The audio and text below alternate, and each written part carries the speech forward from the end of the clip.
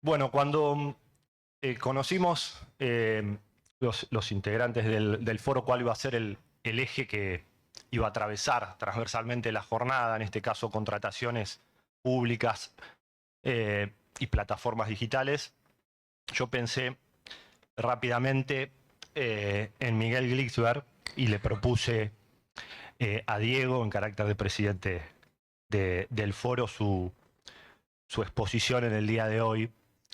Miguel es licenciado en Economía, es abogado, es magíster en Economía y Derecho de la UBA. Tiene una especialización en Administración de Justicia, un máster, y actualmente, más allá de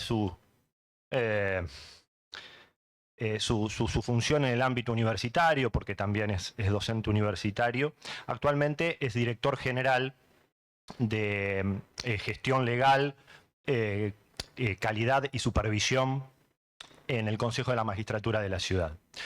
Es el área que se encarga, ni más ni menos, que de el proceso de contrataciones públicas. Pero además de estas características, y él va a dar una exposición sobre el estado actual de las contrataciones, enfocado también desde una línea de transparencia y de integridad, que es lo que al menos yo le requerí. Yo siempre veo que hay algunos funcionarios que marcan la diferencia en los organismos, por su capacidad, por sus iniciativas. Yo lo veo aquí a Omar, que más allá de que es un amigo, es este tipo de persona en la Oficina Anticorrupción. Bueno, el paralelo de Omar en el Consejo de la Magistratura de la Ciudad es Miguel Glixber. Entonces, desde ese lugar lo quiero presentar y destacar no solo su capacidad, sino también su hombría de bien y el gesto de participar en el día de hoy. Bueno, muchas gracias por la presentación, Matías, y muchas gracias a la organización por la invitación también. Es un honor y un placer estar festejando estos 25 años de la Oficina Anticorrupción de Chubut y los 20 años del Foro Permanente. Mi aporte espero que sirva a un poco lo que estaban hablando hace un rato, ¿no? La responsabilidad y la transparencia en las contrataciones públicas y un poco voy a ir sobre la normativa, los desafíos y las oportunidades tecnológicas y de gestión para fortalecer la transparencia que tenemos hoy en día, pero me quedo con algo de lo que venían diciendo en el anterior debate, que es una cuestión, por un lado, filosófica, moral, un requerimiento de las sociedades. La corrupción es algo que está presente en todos los ámbitos de la vida. A nosotros nos interesa en esta oportunidad hablar respecto a las contrataciones públicas, pero es una demanda social y como funcionarios o como servidores públicos tenemos ese deber de responder a una petición de la sociedad. Así que un poco mi aporte va a ser ese, ¿no? Pensarlo desde el punto de vista filosófico, moral y normativo en base a las aplicaciones tecnológicas. Para eso voy a compartir una presentación y después estaré abierto al debate que quieran hacer respecto a lo que diga.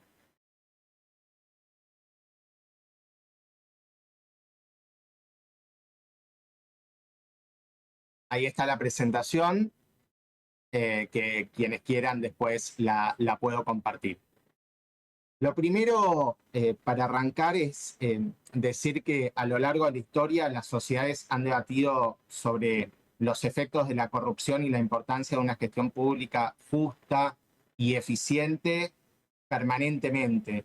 Ahí yo seleccioné dos pinturas, la pintura Belisario pidiendo limosna de Jacques-Louis David, que refleja un poco las devastadoras consecuencias de un sistema donde la arbitrariedad, la falta de controles pueden destruir la reputación y el destino de quienes han servido con honor, ¿no? El general bizantino ahí está, que antaño era un héroe, es representado en la indigencia tras haber sido víctima de decisiones injustas.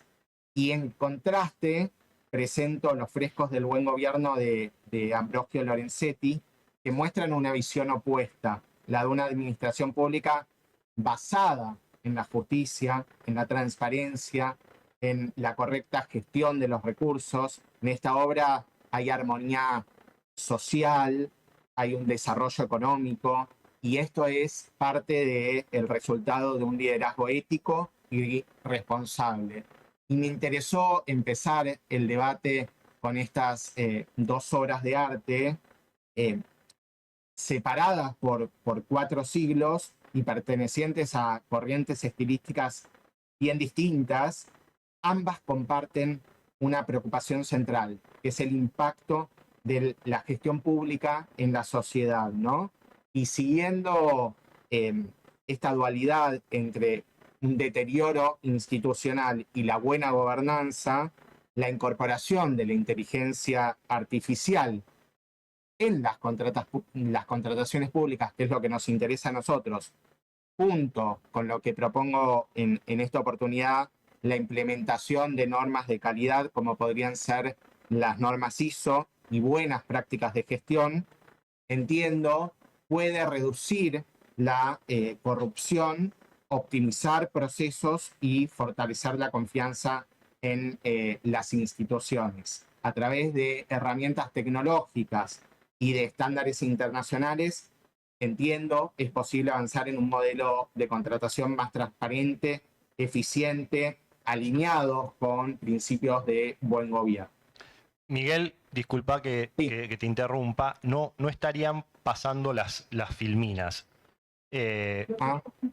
Si eso lo podemos, no sé si desde la organización o en todo caso... O sea, ¿ustedes no ven la presentación? Sí, la portada inicial, si querés, pero no...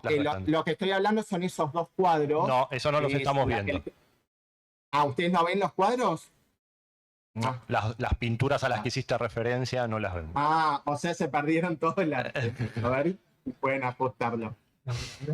¿Ahora tampoco ven que se pasa? No.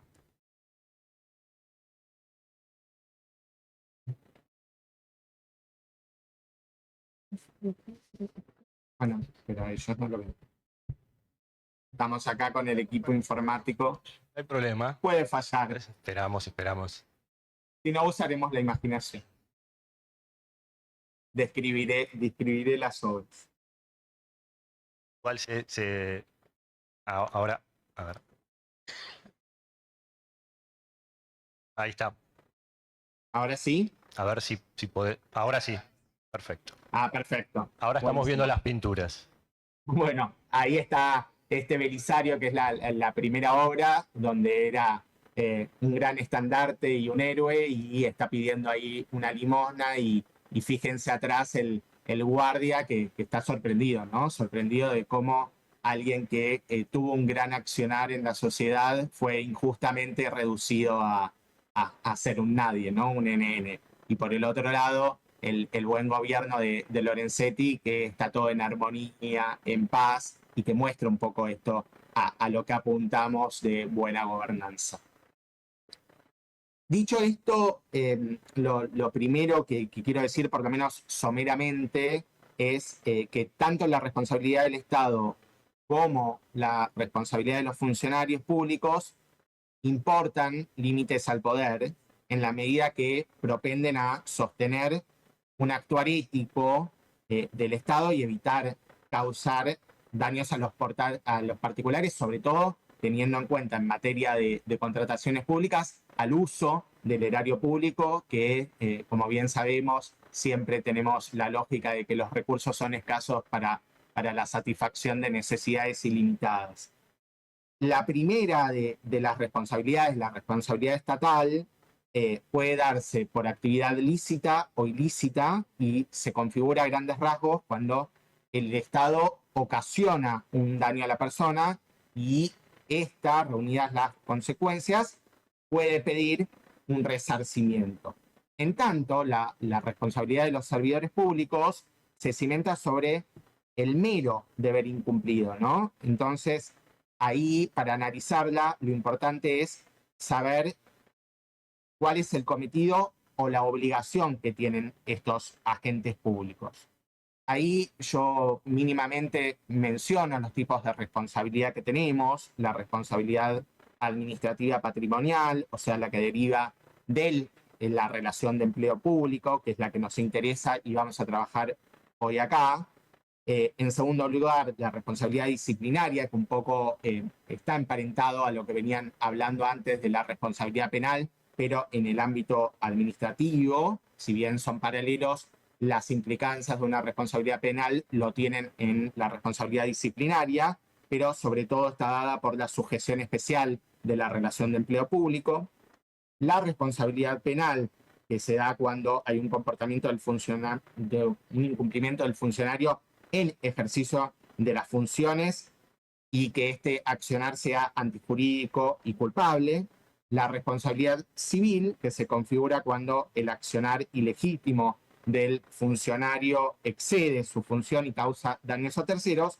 Y la responsabilidad política, que me interesa que por lo menos nos tomemos 10 segundos para mencionarla y pensar en la inobservancia grave de algún precepto normativo, ¿no? No solamente el accionar por una acción delictiva, sino por dejar de hacer lo que se debe hacer, ¿no? Y que eventualmente en el caso de los magistrados o, o funcionarios podría derivar en algún caso a un jury en el ámbito del Poder Judicial. Aclarada esta cuestión, me interesa, por lo menos brevemente, detenernos en los fundamentos de la responsabilidad de los funcionarios públicos, ¿no? El deber de responder de los funcionarios públicos, como decía al empezar, tiene un correlato moral y ético, pero tiene un basamento en diversas exigencias normativas. Bielsa dice del procedimiento representativo fundado en la soberanía del pueblo, del cual los gobernantes por él elegidos o designados son sus mandatarios, agentes o gestores, ¿no? Hay un deber porque nos ponen en el poder que tiene el pueblo en nosotros que los representamos. Marienhoff le suma a esto la responsabilidad de los funcionarios públicos, permitiendo afianzar la seguridad jurídica y las libertades públicas. Y Vanega le adhiere la idea de cumplir el principio de juridicidad, ¿no? Y a esto lo asociamos con las sanciones disciplinarias penales, patrimoniales o políticas frente a las acciones u omisiones contrarias al derecho y que sirven como un factor de disuasión para que efectivamente los funcionarios no cometan actos de corrupción. Y lo que me interesa a mí mencionar principalmente es que los servidores públicos no solamente responden por un actuar negligente, sino que también por un actuar deliberado, ¿no? Que es lo que nos detiene a esta presentación, que tiene que ver con las prácticas corruptas que pretendemos que sean desterradas o, como voy a decir en un ratito, minimizadas al máximo posible, como un juego de palabras. Brevemente menciono el marco normativo de la responsabilidad de los funcionarios públicos. Tenemos la Constitución Nacional del 94 que incorpora en el artículo 36 la llamada cláusula ética y de allí que se encomiende al Congreso de la Nación la sanción de una ley de ética para el ejercicio de la función, mandato que se cumplió con la sanción en el orden nacional de la ley 25.188 de ética en el ejercicio de las funciones públicas y que invita de alguna manera expresamente a las provincias y a la Ciudad Autónoma de Buenos Aires a que dicten sus propios regímenes respecto a declaraciones juradas, obsequios, incompatibilidades, vinculadas todas con la ética en la función pública. En particular, respecto a la Constitución de la Ciudad Autónoma de Buenos Aires, donde me desempeño, el artículo 56 de la Constitución establece que los funcionarios debemos presentar una declaración jurada de bienes al momento de asumir el cargo y al tiempo de cesar en él, y también declaraciones anuales. Y respecto al marco normativo del régimen de compras y contrataciones en el ámbito de la Ciudad Autónoma de Buenos Aires, establecido por la Ley 2095, establece en el artículo 14 que los funcionarios intervinientes en la elaboración, aprobación y ejecución de contratos que incumplan con los preceptos u obligaciones establecidas en la ley que mencionamos previamente, son pasibles de penalidades que la legislación nacional y local disponga, sin perjuicio de la responsabilidad patrimonial que pudiera corresponderles. A esto, el artículo 15 de la 2095 enfatiza que es causal de rechazo de una propuesta u oferta en cualquier estado de la contratación, esto es importante, en cualquier momento de la contratación, o de la rescisión de pleno derecho del contrato, sin perjuicio de las acciones penales que se pudieran deducir el hecho de dar u ofrecer dinero o cualquier dádiva a fin de que los funcionarios o empleados públicos con competencia en los procedimientos de selección de contratantes y co-contratantes hagan o dejen de hacer algo relativo a sus funciones, o aquellos que tengan competencia hagan valer sus influencias por sus cargos ante algún otro funcionario o empleado público, y en general cualquier persona que hiciera valer su relación o influencia en un funcionario o empleado público para la competencia que mencionamos. A esto, finalmente, el artículo 16 de la Ley de Compras y Contrataciones establece que el órgano rector aprobará una declaración jurada de propuesta competitiva que es exigible en los procesos licitatorios. Y la declaración, que la tenemos aplicada en el ámbito del Poder Judicial de la Ciudad Autónoma de Buenos Aires, establece que la oferta realizada no ha sido concertada con potenciales competidores, y en caso de que se advierta falsedad en la declaración, el organismo contratante puede rescindir con culpa del contratista la contratación en el estado en que se encuentre. O en caso de tener, de que fuera con la presentación de ofertas, rechazar las ofertas presentadas en estos términos. Finalmente, es importante mencionar dos normativas que se suman y que trabajan en forma conjunta. Por un lado, la ley 6.357, que instituye el régimen de integridad pública con el precepto, con el objetivo de establecer los principios y deberes éticos, las incompatibilidades y los mecanismos de gestión y prevención de conflictos de intereses. Y por otro lado, que está reglamentado además en el ámbito local por una resolución del Consejo de la Magistratura, que es la resolución 90-2022, pero también se agrega que la Oficina de Integridad Pública puede requerir en cualquier momento la intervención en estos procesos y emitir los actos que correspondan, detectada alguna situación de corrupción. Y por último, la ley 6.325 de responsabilidad del Estado, que establece en el artículo 9 la responsabilidad concurrente entre el Estado local y los funcionarios o agentes de la Ciudad Autónoma de Buenos Aires.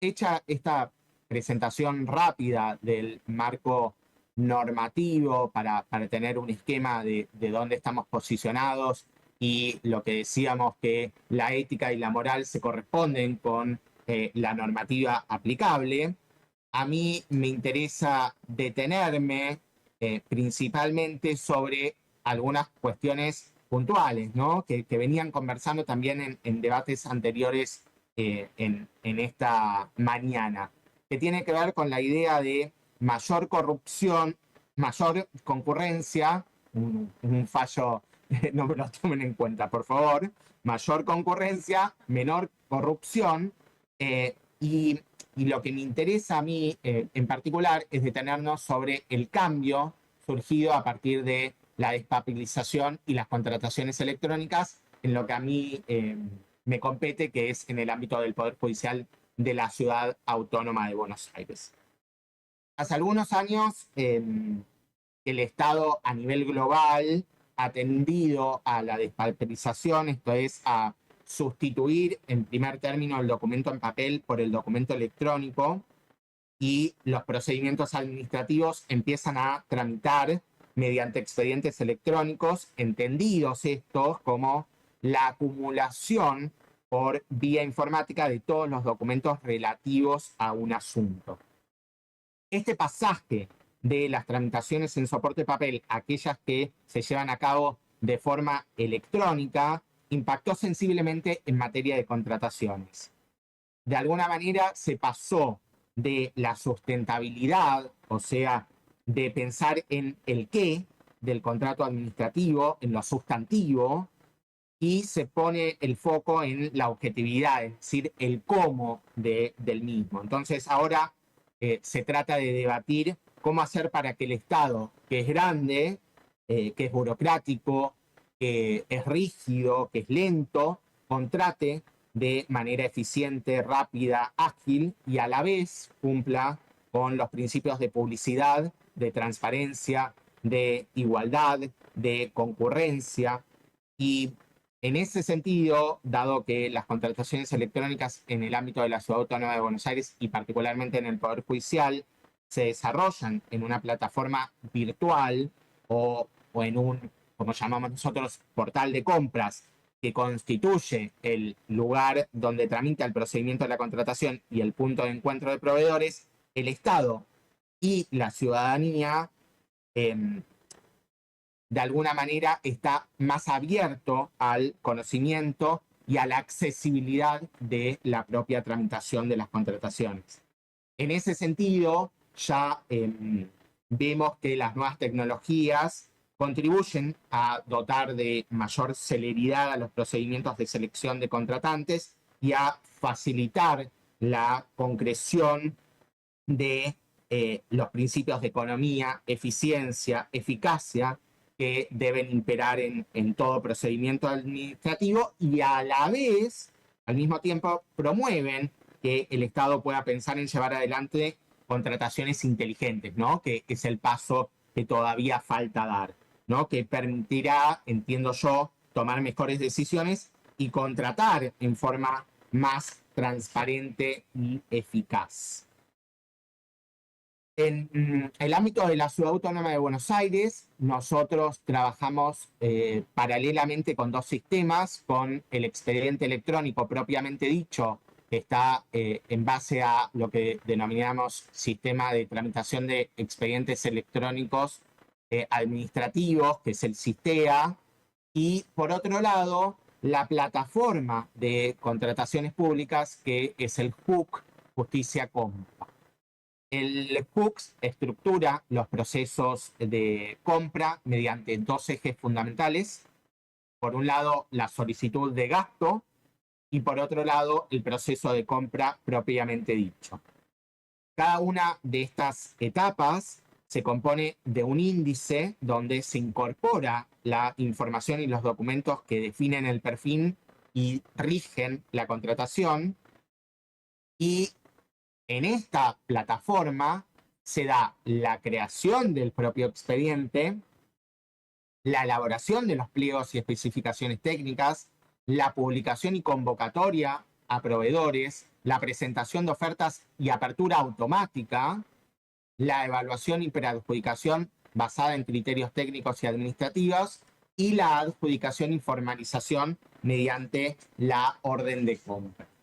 Lo interesante de este sistema, creo yo, es que la solicitud de gasto que da origen a la formación del expediente electrónico se erige como la columna vertebral de la contratación. Allí se detallan los bienes y los servicios a contratar, las cantidades, las especificaciones técnicas, los plazos de entrega, el lugar, la afectación preventiva del gasto. Y esta información que se carga en esta columna vertebral, que es la solicitud de gasto, atraviesa todo el proceso de la contratación y es la base para la finalización con la confección de la orden de compra, que es cuando se formaliza la contratación. Es decir, el sistema está interconectado y posee un sistema de arrastre de datos. ¿Por qué digo que es lo interesante del sistema? Porque desde ya evita que hay imposibilidad técnica de cambiar esas especificaciones y esas necesidades que dieron origen a la contratación. La orden de compra se basa en las necesidades que dieron origen a la contratación. Es decir, que evita la malinformación y el mal manejo de información y la tergiversación de información por parte de los funcionarios o empleados. A eso se adiciona que hay un control de firmas en donde solamente pueden pasar de etapa de acuerdo a ese estándar y esa jerarquización de firmas. Y en base a esto abre lugar al meollo de lo que quiero traer acá, que son las prácticas que tenemos para luchar contra la corrupción estatal en el marco normativo que nos interesa a nosotros de compras y contrataciones en la Ciudad Autónoma de Buenos Aires por lo pronto, pero que puede ser copiado, apropiado o replicado en otras jurisdicciones. Ahí primero me interesa mencionar que la asignación de competencias para intervenir en las contrataciones públicas implica, en primer lugar, asignar a el funcionario o la funcionaria la correlativa responsabilidad de ejercerla dentro del marco legal de manera diligente, tanto respecto de terceros como del propio Estado.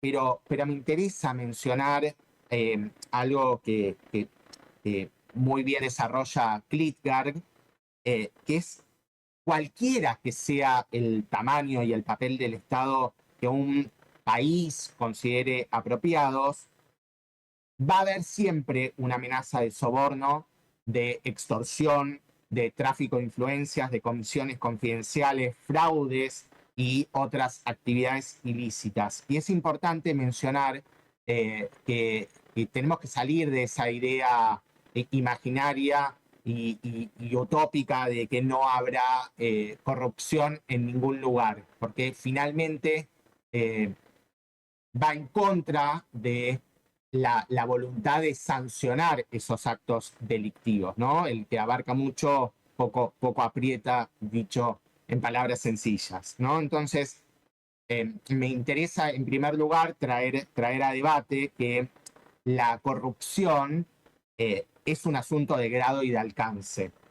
Varía y ha variado a través del tiempo y del espacio, y la experiencia nos muestra que la corrupción puede ser disminuida, pero no eliminada, por lo menos a priori, ¿no? En el estado actual.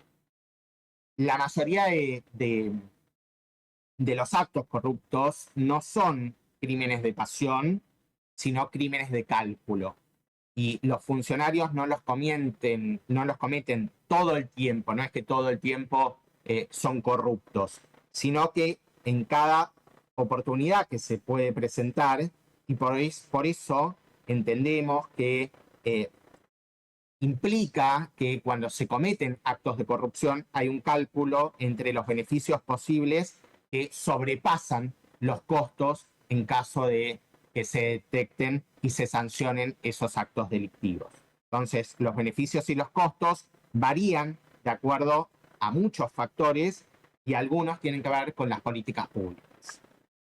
Lo importante, creo yo, es entender que hay que instaurar prácticas para luchar contra la corrupción, y allí viene mi aporte en este debate, que tiene que ver con seleccionar funcionarios públicos basándose en su competencia y honestidad e idoneidad, como dicen todas las normativas, crear incentivos para premiar los proyectos y contratos de adquisición que den los mejores resultados, sancionándose a quienes den o reciban sobornos, recopilar información sobre las posibilidades de corrupción en diversas etapas, información sobre sistemas de licitación, costos comparativos, estilos de vida de las personas implicadas, fomentar la competencia, como decían en el debate anterior, circunscribir al árbitro oficial, por ejemplo, mediante estudios objetivos y normas claramente definidas sobre los procedimientos administrativos y de adquisición, establecer códigos de conducta, organizar campañas publicitarias y alentar la reputación basada en la honestidad de las empresas, de modo que se ponga de relieve el costo moral de la corrupción, dictar normas que minimicen la discrecionalidad administrativa, instaurar sistemas electrónicos de compras a fin de lograr economía, eficacia, eficiencia en los procedimientos, y reforzar los controles administrativos y capacitar permanentemente a los servidores públicos que trabajan en la materia. En base a esto, propongo como buenas prácticas para la transparencia normalizar, actualizar y simplificar la normativa, mejorar el sistema de definición y publicación de planes anuales de compras y contrataciones, mejorar la capacidad administrativa a fin de reducir los riesgos de corrupción, realizar un adecuado control de los programas de integridad de las empresas participantes, garantizar la accesibilidad a la información sobre los beneficiarios finales, mejorar el sistema de protección de denunciantes de hechos de corrupción, mejorar la accesibilidad de la información relacionada con las compras y contrataciones públicas, fomentar la participación ciudadana, esto es muy importante, en la definición y ejecución de las compras y contrataciones públicas, y profundizar el trabajo preventivo con el sector público. De alguna manera, a mí me parece que el uso de la inteligencia artificial en la lucha de corrupción presenta oportunidades, desafíos y riesgos, ¿no? Oportunidades en torno al el procesamiento de grandes volúmenes de datos, la reducción de la discrecionalidad y la burocracia, la mayor transparencia en la contratación pública, la detección en tiempo real de anomalías y fraudes, y la colaboración entre organismos para su implicación ética, ¿no? Un poco trabajamos siempre sobre la sustentabilidad y la inclusión social en materia de contrataciones públicas. Bueno, también hay que controlar la asignación de esos sellos de calidad, esos sellos verdes en materia ambiental, esos sellos mujer en materia de inclusión respecto al cupos femeninos, inclusión en materia de discapacidad. Bueno, ahí hay que trabajar con mayor control estatal, pero con participación también de las empresas. Y finalmente, lo que sumo al debate y que propongo es la aplicación de buenas prácticas y normas de calidad, como hemos hecho en el ámbito del Poder Judicial. En nuestro caso seleccionamos la norma ISO 9001-2015, de incorporar un sistema de gestión de calidad en la organización pública, en primer lugar. En segundo lugar, desarrollar conjuntamente mecanismos para obtención de datos fiables, ciertos y confiables. En tercer lugar, utilizar las herramientas aplicadas al fin propuesto. En cuarto lugar, la divulgación y posterior publicidad de los adelantos y resultados. Y finalmente, la implementación de prácticas similares en distintos lugares.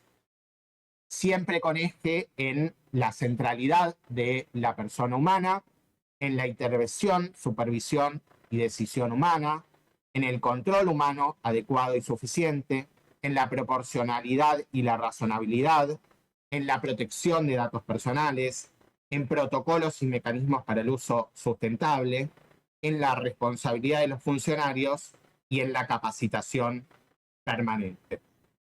Para cerrar esta presentación y abrir a aquellos que quieran debate, yo creo que hay que fomentar el uso adecuado, responsable y ético de la inteligencia artificial generativa y de los grandes modelos de lenguaje, promover y asegurar la protección de datos personales, promover la formación y capacitación continua en materia interdisciplinaria, promover la transparencia con el uso de inteligencia artificial generativa a nivel institucional y de usuario individual, promover la responsabilidad y rendición de cuentas y promover la aplicación de principios de prevención. De esta manera, volviendo al inicio cíclicamente, las lecciones de la historia nos muestran que la corrupción y la falta de controles pueden llevar al colapso institucional y al empobrecimiento social, como lo ilustra este Belisario pidiendo limosna. Sin embargo, también nos enseñan que es posible construir modelos de gestión eficiente y justa, como representa el buen gobierno de Lorenzetti. Así que la clave está en fortalecer la integridad y la eficiencia en la administración pública. Muchas gracias.